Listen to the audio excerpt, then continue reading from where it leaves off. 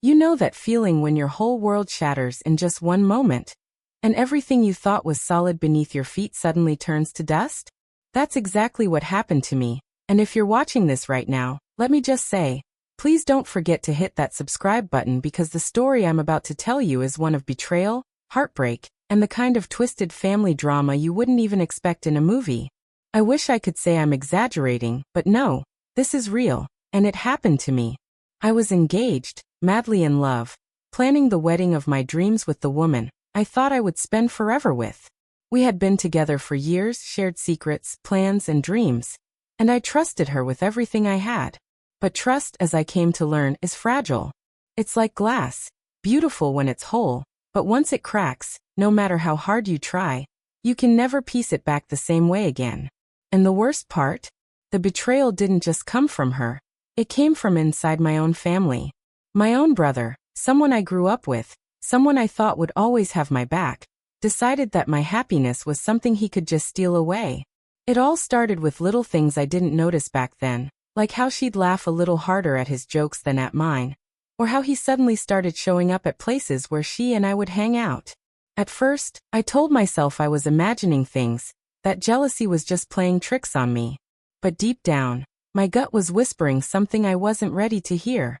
I brushed it off thinking, no, not my brother, not her. But reality doesn't care about what you're ready for. Reality crashes in when you least expect it, and when it hit me harder than I ever thought possible.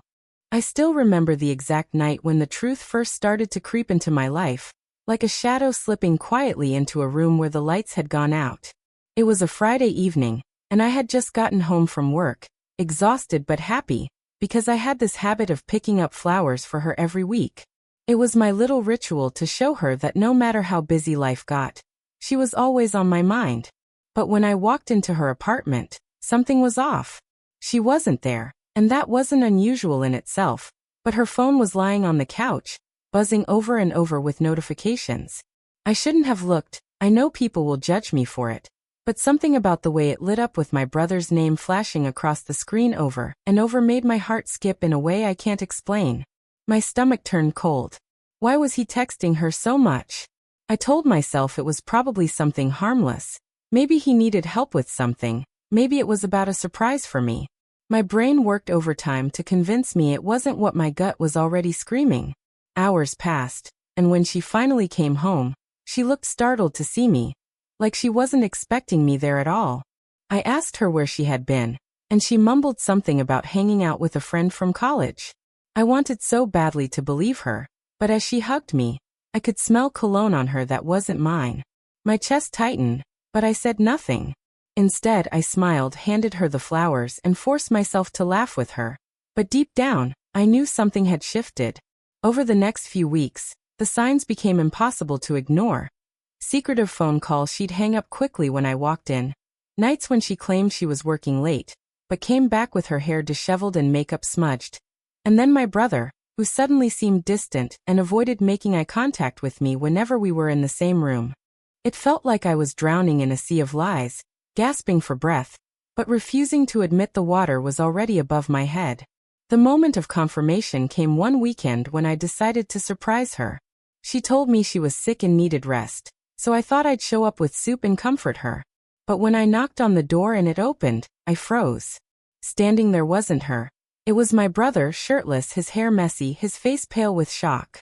And behind him, I saw her, wrapped in a blanket, looking at me like she'd seen a ghost. That moment burned into my soul. A scar that will never fade. I didn't yell. I didn't cry. I didn't throw punches. I just stood there, frozen, feeling like my entire chest had been hollowed out in one swift strike. And the silence that followed was louder than any scream I could have made. I wish I could tell you that I stormed out of that apartment with dignity, that I held my head high and decided right then and there that neither of them deserved even a fraction of my tears. But the truth is far from that. The moment I realized what was happening, I felt like my knees could give out at any second. My brother tried to say something, his lips parting as if he could explain away what I was seeing with my own eyes. But no words in the universe could have fixed what he had done. And her? She stood there in silence, clutching that blanket like it could somehow shield her from the weight of her betrayal. My hands trembled, my vision blurred, and I remember this buzzing sound in my ears like the world itself was collapsing. I turned around and walked out, but every step felt heavier than the last, as if gravity itself had decided to punish me for trusting the wrong people. That night, I sat in my car for hours, unable to drive, just staring at the steering wheel while my entire body shook. I thought about the years we had spent together, the anniversaries, the promises, the late-night talks about our future kids, even the silly fights we had about nothing. And then I thought about my brother, the boy I grew up with, the one I used to share toys with, the one I defended in school fights, the one I cried with when we lost our dad. How could he do this to me? How could he look me in the eye all those years, knowing he was stabbing me in the back? My mind replayed every single moment of doubt I had brushed aside, and now, every laugh they had shared, every casual glance between them, felt like a knife twisting deeper into my chest. I cried. No, I broke. It wasn't just tears. It was the kind of sobbing that shakes your whole body, the kind where you clutch your chest because it physically hurts. And what made it worse was the knowledge that my family would soon know. Part of me hoped they'd rally behind me, that they'd see the pain I was in and cut ties with both of them, because that's what family is supposed to do, right? But what happened next was something I still can't fully wrap my head around. When I finally gathered the courage to tell my mother and sisters what had happened, expecting anger, outrage, maybe even disgust at what my brother and my ex-fiancé had done, I was met with something far colder. Instead of outrage, there was awkward silence, uncomfortable glances, and then words that shattered me all over again. My mother told me, "Sometimes love happens in unexpected ways. Maybe this is what's meant to be." My sister said, "Don't make this harder than it has to be. If they love each other, who are we to stop them?" And in that moment, I realized something even more painful than betrayal. That my family had already chosen their side, and it wasn't mine. I wasn't just losing a fiancé, I wasn't just losing a brother. I was being abandoned by the very people I thought would never leave me standing alone. In the days that followed, I felt like a ghost walking through my own life. Every corner of my apartment reminded me of her. Every family gathering that used to feel warm now felt like a battlefield where I was the only unarmed soldier. I avoided their calls at first, but eventually curiosity and desperation got the better of me, and I picked up when my mother called one evening. She spoke to me in that calm, almost rehearsed tone, as though she had been preparing her words carefully, not to comfort me, but to ease me into accepting the unacceptable. She told me that my brother and my ex-fiancé were serious about each other, that they were meant to be, and that the family had decided it was better to support them than to live in tension and division. Her words felt like knives, cutting me deeper with every syllable. I wanted to scream, to remind her of the sleepless nights I had spent planning a life with that woman, of the countless sacrifices I had made for love, of the bond of brotherhood that had been crushed under the weight of betrayal. But instead, I sat there in silence, my throat dry, my heart heavy, my hands shaking as I realized they weren't even asking for my permission. They were simply informing me that my pain didn't matter compared to their twisted idea of keeping the family together. My sisters echoed the same sentiment in their own way, suggesting that I should move on and find someone better, as though love was something you could just replace like an old piece of furniture. The more they spoke, the more I realized that I wasn't just being betrayed by two people. I was being erased from my own family narrative. They had rewritten the story so that my brother was the hero who found love, and I was the bitter obstacle in the way. Even friends I had known for years seemed hesitant to take sides, some of them telling me to let it go, because life is too short for grudges. But they didn't see the nights I spent staring at the ceiling, wondering what I had done wrong to deserve this, or the mornings I woke up with swollen eyes and a chest so heavy I could barely breathe. And here's the cruel irony. While I was drowning in heartbreak, my brother and ex-fiancé paraded their new relationship openly. They didn't hide. They posted pictures together, smiling, laughing, living the life that should have been mine. Family dinners became unbearable, because they were always there, hand in hand, while my family expected me to sit across the table and smile, to pretend that I was okay with it all. At one point, my mother even had the audacity to ask me if I would attend their engagement, as though standing there watching them exchange vows would somehow heal me instead of ripping me apart completely. That was the moment I realized I had a choice. Either stay silent and let myself be broken down piece by piece until there was nothing left of me, or stand up and walk away from all of it, no matter how much it hurt.